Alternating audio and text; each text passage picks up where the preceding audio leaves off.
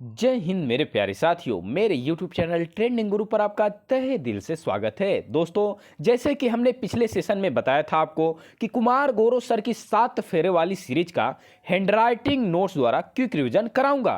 तो दोस्तों, इस सीरीज का पार्ट 1 हम लोग पिछले सेशन में कवर कर चुके हैं। वो वीडियो चैनल पर मेरे अपलोडेड हैं, वहां जाइए, उस वीडियो को जरूर देखिए। मस्ट इंपॉर्टेंट वीडियो है दोस्तों आपके आगामी एग्जाम के लिए। ठीक है, तो चलिए स्टार्ट करते हैं दोस्तों आज का सेशन। 7 फेरों वाली सीरीज का पार्ट 2। ध्यान रखिएगा, आज का जो सेशन होगा माय डियर, 7 फेरों वाली सीरीज का पार्ट 2 होगा। चलिए समय जाया ना करते हुए दोस्तों सेशन को स्टार्ट करते हैं। देखिएगा, आज का सेशन का पहला प्रश्न, म्यांमार की प्रसिद्ध नदी कौन सी नदी है? तो इरावती नदी है। देखो, म्यांमार की प्रसिद्ध नदी इरावती नदी है। और एक प्रश्न और इसमें है दोस्तों, म्यांमार अराक्यो नामा पर्वत के नजदीक स्थित है। ठीक है, देखो 2 प्रश्न बने इसमें से, फिर से रिपीट कर दे रहा हूं। म्यांमार की प्रसिद्ध नदी इरावती नदी है और म्यांमार अराक्यो नामा पर्वत में स्थित है। ठीक है, चलेगा। बिल्कुल भी ध्यानपूर्वक दोस्तों सेशन को देखिएगा, ठीक है ना। और अंत में आपको कमेंट बॉक्स में जरूर ही दोस्तों टाइप करने हैं कि आपको सेशन कैसा लगा। ठीक है, पर शर्त यह है कि बिल्कुल भी आप स्किप करके ना जाए, अंत तक देखें सेशन को। चलेगा। भारत में कर्क रेखा गुजरने का निम्नवत क्रम है। ठीक है डियर, देखो आपको बताते हैं, जो भारत में कर्क रेखा गुजरती है वो 8 राज्यों से होकर गुजरती है। ठीक है दोस्तों, इसको मैं क्रम वाइज बता रहा हूं कि जो दोस्तों पहले कौन से राज्य में जाती है, दूसरे कौन से राज्य में जाती है। ठीक है, मैं क्रम वाइज इसमें बता रहा हूं आपको। ठीक है, देखिएगा। तो दोस्तों, जो कर्क रेखा गुजरती है पहले तो गुजरात से होती है, फिर राजस्थान, फिर मध्य प्रदेश, उसके बाद छत्तीसगढ़, देन झारखंड, देन पश्चिम बंगाल, उसके बाद त्रिपुरा, उसके बाद मिजोरम। अब देखो एग्जाम में कैसे प्रश्न बन सकते हैं माय डियर, कोई जरूरी नहीं है कि पहले ही पूछेगा, पूछ देगा कि जो भारत में कर्क रेखा गुजरने का क्रम है उसमें सबसे अंतिम राज्य कौन सा है। ठीक है ना, तो कौन सा है ध्यान रखिएगा, मिजोरम है। ठीक है, और पहला ना पूछ के ऐसे प्रश्न को घुमा दे एग्जामिनर माय डियर कि भारत में जो कर्क रेखा गुजरने का सही क्रम है उसमें तीसरा क्रम कौन सा है। तो तीसरा क्रम, आप क्रम याद रहेगा दोस्तों तभी तो आप वहां पे राइट आंसर लगाएंगे ऑप्शन में। तो ध्यान रखिएगा, तीसरा क्रम मध्य प्रदेश है। समझ में आ गया ना। चलेगा, देखते हैं दोस्तों और प्रश्नों को। देखिएगा, और आपको बता दूं साथ साथ इसका एक मैं ट्रिक लाया हूं, मगर ध्यान रहे ये ट्रिक सीरियल वाइज नहीं है, क्रम वाइज नहीं है, मगर दोस्तों आपको 8 राज्य स्पष्ट याद हो जाएंगे आपको कि जो कर्क रेखा गुजरती है 8 राज्यों से कौन कौन से राज्यों से होकर गुजरती है। देखिएगा, ट्रिक बड़ा ही इंपॉर्टेंट है।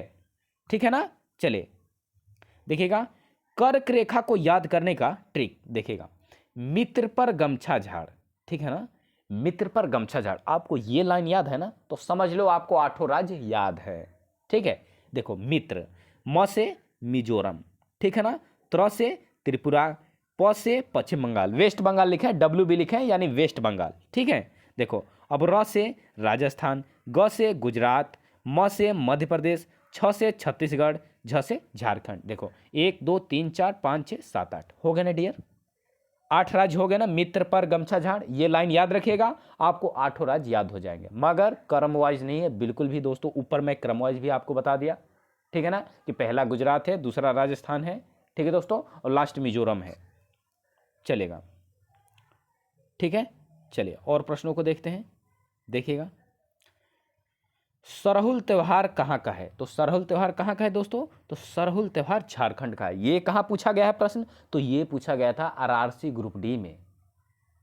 ठीक है, चलेगा, ये सरहुल त्यौहार पूछा गया था दोस्तों, कि मतलब ऐसे पूछा गया था कि झारखंड का प्रसिद्ध त्यौहार कौन सा है, और 4 ऑप्शन दिए थे। ठीक है, तो उसमें सरहुल आंसर लगाना था। ठीक है, चलेगा, अगला प्रश्न देखते हैं। नर्मदा नदी और ताप्ती नदी के बीच सतपूर्णा श्रेणियां स्थित है। ठीक है दोस्तों, एग्जाम में आ जाए माय डियर कि सतपूर्णा श्रेणियां कौन से 2 नदियों के बीच स्थित है। ऑप्शन में आ जाए नर्मदा नदी, गंगा नदी, नर्मदा नदी, ताप्ती नदी, ऐसे करके 4 विकल्प सेट कर दे एग्जामिनर। आपको राइट आंसर लगाने हैं, नर्मदा नदी और ताप्ती नदी के बीच स्थित है सतपूर्णा श्रेणियां। ठीक है, चलिए अगला प्रश्न देखते हैं। नर्मदा नदी पर ही ओमकारेश्वर बांध स्थित है। ठीक है, प्रश्न आ जाए एग्जाम में कि ओमकारेश्वर बांध कहां पर स्थित है, कौन से नदी पर स्थित है? तो नर्मदा नदी पर स्थित है। ठीक है, बिल्कुल भी आपको भूलने नहीं है, इस सेशन में दोस्तों अधिकतम से अधिकतम प्रश्न मैं याद करा दूंगा आपको, बस शर्त यह है कि स्किप करके बिल्कुल भी ना जाइए। और सेशन पसंद आ रहा तो सेशन को एक दूसरे के साथ साझा कीजिए, ठीक है। सारी मेहनत आप लोग के लिए है दोस्तों, तो आपकी भी कुछ जिम्मेवारी बनती है कि इस सेशन को अधिक से अधिक एस्पिरेंट के पास पहुंचाएं, ठीक है।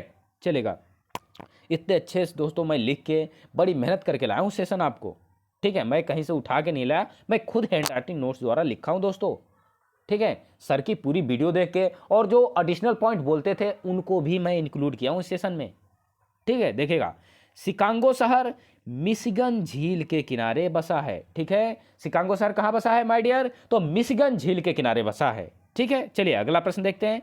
सबसे बड़ा मीठा पानी की झील सुपीरियर झील है, ठीक है। इंपॉर्टेंट है, ये कई बार एग्जाम में पूछा जा चुका है, ठीक है ना, कि सबसे बड़ी मीठी पानी की झील कौन सी है? तो याद रखिएगा माय डियर, सुपीरियर झील है, ठीक है। चलिए अगला प्रश्न देखते हैं। सबसे छोटी झील कौन सी है दोस्तों? तो सबसे छोटी झील ओंटेरियो झील है, ठीक है। जो कहाँ पर है? तो यूएसए और कनाडा के मध्य में स्थित है, ठीक है। जो यूएसए और कनाडा जो दोनों देश हैं उनके दोस्तों मध्य में ये ओंटेरियो झील स्थित है, ठीक है। जो विश्व की सबसे छोटी झील है, ठीक। स्पष्ट समझ में आ गया ना माय डियर? चलेगा, सेशन को लाइक भी कर दिया कीजिए, ठीक है ना। देखिएगा, और दोस्तों इसी के ऊपर नियाग्रा जलप्रपात है, ठीक है ना, ध्यान रखिएगा। जो दोस्तों ये जो ओंटेरियो झील है, ठीक है दोस्तों, इसी के ऊपर नियाग्रा जलप्रपात है, ठीक है ना, ये भी पॉइंट याद रखिएगा। चलेगा, और प्रश्नों को देखते हैं, ठीक है। संघ की राजभाषा अनुच्छेद संघ की राजभाषा दोस्तों अनुच्छेद 343 में निहित है, ठीक है ना। अनुच्छेद 343 में क्या निहित है? तो संघ की राजभाषा निहित है, याद रखिएगा। चलिए ये प्रश्न हो गया। चलिए अगले प्रश्न को चर्चा करते हैं। देखिएगा, बुशमैन जनजाति दोस्तों बोत्सवाना देश में स्थित कालाहारी मरुस्थल में पाए जाते हैं, ठीक है दोस्तों। देखिएगा यहाँ से कैसे प्रश्न बन सकते हैं मैं आपको बता देता हूँ, एग्जामिनर कैसे प्रश्न सेट कर सकते हैं दोस्तों। देखिएगा, ऐसे पहले पूछ सकता है कि बुशमैन जनजाति कौन से मरुस्थल में पाए जाते हैं? 4 विकल्प दे दे, सहारा का मरुस्थल, ठीक है, कालाहारी मरुस्थल, ठीक है दोस्तों, और गोभी मरुस्थल, मतलब 4 विकल्प मरुस्थल वाला ही दे दे। आपको राइट आंसर लगाने हैं कालाहारी मरुस्थल, ठीक है। और ये भी आपको साथ साथ याद रखने हैं माय डियर कि कालाहारी मरुस्थल कहाँ पर है? तो बोत्सवाना देश में है। प्रश्न ये भी आ सकता है कि कालाहारी मरुस्थल कौन से देश में है? तो कौन से देश में है? बोत्सवाना देश में है माय डियर, ठीक है। चलेगा, और ये मरुस्थल ना पूछ के ऐसे भी घुमा सकता है प्रश्न कि बुशमैन जनजाति कौन से देश में निवास करती है? तो कौन से देश में? बोत्सवाना देश में, ठीक है। चलिएगा, अगला प्रश्न देखते हैं। विक्टोरिया झील से भूमध्य रेखा बीचों बीच से निकलती है, ठीक है। भूमध्य रेखा बीचों बीच कौन से झील से निकलती है डियर? तो कौन से झील से निकलती है? तो विक्टोरिया झील से, ठीक है दोस्तों। कमेंट बॉक्स में आप जो भी क्वेरी है टाइप किया कीजिए। यदि मैं ज़्यादा फास्ट बोल रहा हूँ तो दोस्तों आप बिल्कुल भी, अगर आपको ऐसी समस्या आ रही है तो दोस्तों ज़रूर अपना सुझाव दें। मैं तुरंत दोस्तों और इससे भी स्लो बोलूँगा, मगर मैं अपने तरफ से बिल्कुल भी प्रयास कर रहा हूँ कि दोस्तों प्रश्न आपको 100 के 100% इसी सेशन में इसी वक्त याद हो जाए, ठीक है। चलिएगा, देखते हैं। जो विक्टोरिया झील है भूमध्य रेखा के बीचों बीच से निकलती है, ये प्रश्न हमने जाना। चलेगा, और प्रश्नों को देखते हैं। मकर रेखा को 2 बार काटने वाली नदी लिम्पोपो नदी है, ठीक है। ध्यान रखिएगा, ये एग्जाम में पूछा जा चुका है कि कर्क रेखा को 2 बार काटने वाली नदी, मकर रेखा को 2 बार काटने वाली नदी, ये दोनों प्रश्न को टैग लगा दीजिएगा, मस्ट इंपॉर्टेंट लगा दीजिएगा, ठीक है। तो मकर रेखा को तो 2 बार काटने वाली नदी दोस्तों लिम्पोपो नदी है, और दोस्तों कर्क रेखा को 2 बार काटने वाली नदी कौन सी है? तो माही नदी है, ध्यान रखिएगा, ठीक है ना। कर्क रेखा को 2 बार काटने वाली नदी माही नदी है। चलेगा, अगला प्रश्न देखते हैं।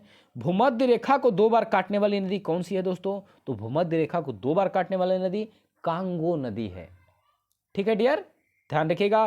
तीनों प्रश्न दोस्तों मस्ट इंपॉर्टेंट है, ठीक है ना। मकर रेखा को 2 बार काटने वाली, कर्क रेखा को 2 बार काटने वाली, या भूमध्य रेखा को 2 बार काटने वाली, तीनों को तीनों नदियां याद रखिएगा, ठीक है। आपके जो आने वाले आगामी एग्जाम है दोस्तों, उसमें ऐसे प्रश्न देखने को मिल सकते हैं। इसलिए मैं बार बार कह रहा हूं कि दोस्तों ध्यान से देखिए इस सेशन को, बहुत ही महत्वपूर्ण सेशन होगा आप लोग के लिए। देखिएगा, नर्मदा नदी पर ही सरदार सरोवर बांध स्थित है। ठीक है, एग्जाम में आ जाए माय डियर कि सरदार सरोवर बांध किस नदी पर निर्मित है, तो किस नदी पर निर्मित है, तो नर्मदा नदी पर निर्मित है। ठीक है, चलेगा। और ध्यान रहे, नर्मदा नदी बंगाल की खाड़ी में ना गिर के ये उल्टा जाके अरब सागर में गिरती है, उल्टा बहती है, ध्यान रखिएगा बिल्कुल। ठीक है, बहुत भारत की बहुत ज्यादा नदियां बंगाल की खाड़ी में गिरती हैं, मगर बहुत कम कम नदियां हैं भारत की जो उल्टा बह के अरब सागर में गिरती हैं। उन्हीं में से एक ये है दोस्तों नर्मदा नदी, जो दोस्तों उल्टा बह के ये अरब सागर में गिरती है। ठीक है, चलेगा।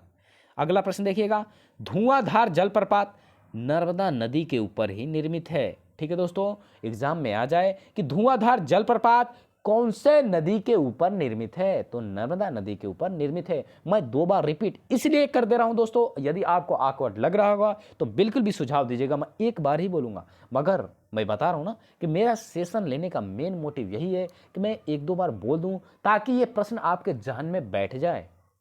ठीक है, चलेगा। और प्रश्नों को देखते हैं। सतपूर्णा पर्वत की सबसे ऊंची चोटी धूपगढ़ है।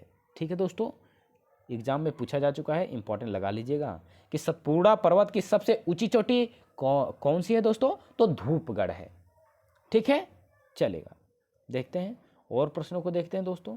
देखिएगा, भारतीय संविधान की अनुसूची 6 में शामिल राज्य असम, त्रिपुरा, मेघालय, मिजोरम है। ठीक है, अब देखो यहां से कैसे प्रश्न बन सकते हैं। देखो माय डियर, ऐसे प्रश्न आ सकते हैं एग्जाम में कि भारतीय संविधान के अनुसूची 6 में कौन से राज्य शामिल हैं। अब देखो तो दोस्तों असम, त्रिपुरा, मेघालय, 3 तो सही सही देगा, एक आपको कोई अदर स्टेट का नाम दे देगा, केरल दे देगा, तमिलनाडु दे देगा। तो आपको ये जब चारों नाम याद रहेगा तो दोस्तों बिल्कुल भी आप कंफ्यूज नहीं रहेंगे। ठीक है, चलेगा। तो स्पष्ट हो गया ना, असम, त्रिपुरा, मेघालय, मिजोरम। ठीक है, असम की राजधानी दिसपुर, यहाँ के दोस्तों सीएम है हिमंत बिस्वा शर्मा। त्रिपुरा की राजधानी अगरतला है। मेघालय की राजधानी शिलोंग है।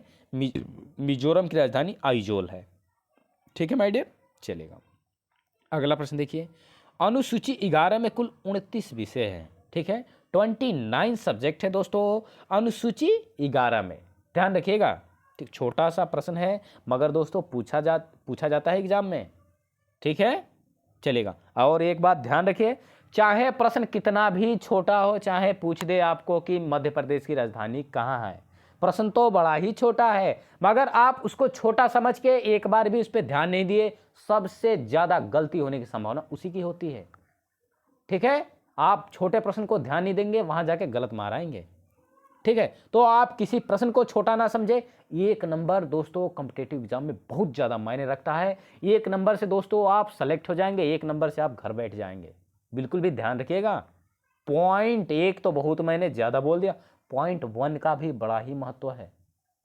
ठीक है, तो आपको कोई भी प्रश्न को दोस्तों इग्नोर करके नहीं चलने, ये छोटा है ये नहीं आएगा। ठीक है, चलिए अगला प्रश्न देखिए, अनुसूची 12 में कुल 18 विषय हैं। अनुसूची 11 में 29 विषय हैं, अनुसूची 12 में 18 विषय हैं, ध्यान रखिएगा। चलिए देखते हैं और प्रश्नों को देखते हैं दोस्तों। देखिएगा, पहला शांति पुरस्कार, ठीक है डियर, पहला शांति पुरस्कार 1901 में हेनरी, ठीक है दोस्तों, हेनरी ड्यूनेट को दिया गया। ठीक है, अब ध्यान रखिएगा, यह पुरस्कार स्वीडन संस्थानों द्वारा दिया जाता है। देखिएगा पहली बात कि शांति पुरस्कार कौन से देश के द्वारा दिया जाता है, तो पहला प्रश्न का आंसर तो ये होगा कि स्वीडन देश द्वारा। ठीक है दोस्तों, और ये आपको बता दूं जो पहला शांति पुरस्कार दिया गया था, ये कब दिया गया था, 1901 में दिया गया था। और किनको दिया गया था, तो हेनरी ड्यूनेट को दिया गया था। ठीक है, चलिए ठीक है दोस्तों, देखिएगा अगला प्रश्न देखिए, अंटार्कटिका महाद्वीप में भारत ने 3 अनुसंधान बेस स्टेशन बनाने का श्रेय हासिल कर लिया है। ठीक है दोस्तों, अंटार्कटिका महाद्वीप में भारत ने 3 अनुसंधान बेस स्टेशन बनाने का श्रेय हासिल कर लिया है, जिसमें से 2 तो चालू हैं, ठीक है, और 1 बंद है। ठीक, देखिएगा, मैत्री और भारती तो चालू हैं, ये दोनों अनुसंधान, मगर दक्षिण गंगोत्री में डियर दक्षिणी गंगोत्री बंद है। 3 तो हैं बेस स्टेशन बने हैं, जिसमें से मैत्री और भारती चालू हैं और दक्षिणी गंगोत्री बंद है। पूछ सकता है एग्जाम में दोस्तों कि अंटार्कटिका महाद्वीप में भारत ने जो 3 अनुसंधान बेस स्टेशन बनाने का श्रेय हासिल किया है, उनमें से कौन सा एक अनुसंधान केंद्र बंद है? तो कौन सा अनुसंधान केंद्र बंद है डियर? तो दक्षिणी गंगोत्री अनुसंधान केंद्र बंद है। ठीक है, चलिएगा और प्रश्नों को देखते हैं दोस्तों। बने रहिएगा सेशन में, बिल्कुल भी आपको स्किप करके नहीं जाना है। ठीक है ना, मैं बार बार कह रहा हूं, अगर सेशन में अंत तक बने रहे दोस्तों तो इस सेशन से आपको फायदा होना ही होना है। ठीक है, चलिए, अंटार्कटिका महाद्वीप को श्वेत महाद्वीप के नाम से जाना जाता है। ठीक है, ध्यान रखिएगा, मोस्ट इंपॉर्टेंट है, इसको मोस्ट इंपॉर्टेंट लगाइएगा। ठीक है ना, अंटार्कटिका महाद्वीप को किसके नाम से जाना जाता है? तो श्वेत महाद्वीप के नाम से जाना जाता है, ध्यान रखिएगा। ठीक है, चलिए अगला प्रश्न को देखिए। राज्यसभा में कुल मनोनीत सदस्यों की संख्या 12 है। ठीक है, राज्यसभा में कुल मनोनीत सदस्यों की संख्या कितनी होती है? तो 12 होती है। ठीक है, 12। चलिए और प्रश्न देखते हैं इसमें से। कुल सदस्यों की संख्या तो 245 है। ठीक है, कुल सदस्यों की संख्या तो 245 है, और जिसमें 233 निर्वाचित सदस्य होते हैं तथा 12 मनोनीत सदस्य होते हैं। ठीक है दोस्तों, 12 मनोनीत सदस्य होते हैं। ठीक, चलेगा, टोटल कितने होते हैं? 245। और ध्यान रखिएगा, भारत का सबसे उच्च सदन राज्यसभा ही है। ठीक है ना, लोकसभा नहीं है, ये बिल्कुल भी ध्यान रखिएगा। ठीक है ना, भारत का उच्च सदन किसे कहा जाता है? तो राज्यसभा को कहा जाता है। ठीक है, ना कि लोकसभा को। तो ये हो गया ना दोस्तों, 233 तो निर्वाचित सदस्य होते हैं तथा 12 मनोनीत किए जाते हैं। ठीक है, चलिएगा और दोस्तों और प्रश्नों को देखते हैं। अब आप वर्तमान में दोस्तों राज्यसभा के उपराज्यसभापति कौन है, सभापति कौन है? तो दोस्तों जो पश्चिम बंगाल के गवर्नर रह चुके हैं ना, जो पश्चिम बंगाल के गवर्नर रह चुके हैं जगदीप धनखड़, वही हैं। ठीक है, राज्यसभापति हैं वो। चलिए अगला प्रश्न देखिए। राज्यपाल के पास सहकारी सेवा विभाग होता है। ठीक है, राज्यपाल के पास कौन सा विभाग दिया जाता है? तो दिया नहीं जाता, होता है, तो सहकारी सेवा विभाग होता है उसके पास। ठीक है, देखिएगा अगला प्रश्न देखिएगा। लता मंगेशकर जी को फ्रांस का द लीजन ऑनर अवार्ड सर्वोच्च पुरस्कार मिला हुआ है। ठीक हो, देखो, फ्रांस का द लीजन ऑनर अवार्ड सर्वोच्च पुरस्कार भारत में किसको दिया गया है, किस महिला को दिया गया है? ऐसे प्रश्न बन सकता है। तो हमारी सुप्रसिद्ध गायिका, जिनका दोस्तों निधन हो चुका है, जो भारत रत्न विजेता हैं, उनको दोस्तों भारत का सबसे सर्वोच्च पुरस्कार इनको उससे नवाजा गया है, भारत रत्न से। ठीक है दोस्तों, तो इनका राइट आंसर लता मंगेशकर जी ही हैं, जो the legion honour award France का सर्वोच्च पुरस्कार प्राप्त करता है। ठीक है, चलिए देखते हैं और प्रश्नों को चर्चा करते हैं।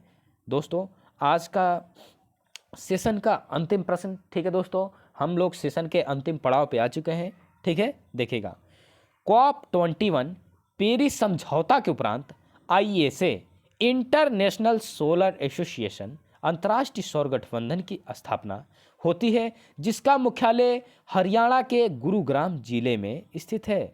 ठीक है, पहली बात कि अंतर्राष्ट्रीय सौर गठबंधन की जो गठबंधन का जो मुख्यालय है कहाँ पर स्थित है? एक प्रश्न तो ये है, तो कहाँ पर है? तो गुरुग्राम में है। पहले इसका नाम गुड़गांव था, अब इसका नाम बदल के गुरुग्राम हो गया। ये कहाँ पर है? हरियाणा का एक जिला है, बहुत ही डेवलप जिला है। ठीक है, चलिए अब देखिएगा, COP21 पेरिस समझौता के उपरांत ISA, ठीक है दोस्तों, अंतर्राष्ट्रीय सौर गठबंधन की स्थापना होती है। अब एक देखो, पहली बात यह हो सकती है, पहला प्रश्न यह हो सकता है कि अंतर्राष्ट्रीय सौर गठबंधन की स्थापना कौन से समझौते के उपरांत होती है?